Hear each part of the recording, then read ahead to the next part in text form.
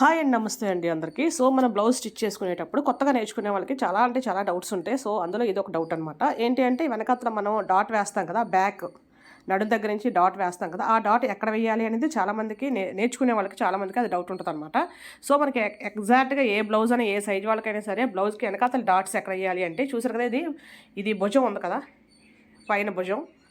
ఈ భుజాన్ని కరెక్ట్గా మధ్యలోకి మడత పెడితే కరెక్ట్గా మిడిల్ పార్ట్ వస్తుంది, అంటే సెంటర్ వస్తుంది. ఆ సెంటర్ దగ్గర నుంచి కరెక్ట్గా కింద వైపు కూడా మనం మడత పెట్టుకోవాలి అంతే.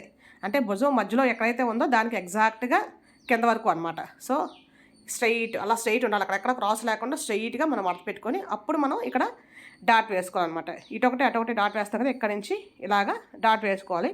అది 4 ఇంచెస్ లేదా 4.5 ఇంచెస్ వరకు ఉంటుంది మన హైట్ బట్టి, బ్లౌజ్ సైజ్ బట్టి అనమాట. సో ఇలా చూసారు కదా, నేను వేసాను ఆల్రెడీ. ఇలా వేసుకోండి. కరెక్ట్గా భుజానికి మధ్యలో నుంచి మడత పెట్టాలి, కింద వరకు స్ట్రైట్గా మడత పెట్టాలి. 4 ఇంచుల వరకు మనం 4 లేదా 4.5 ఇంచుల వరకు మనం ఆ డాట్ వేస్తే మనకి పర్ఫెక్ట్గా నడుము ఎత్తకుండా ఉంటుంది అనమాట. థ్యాంక్ యూ అండి.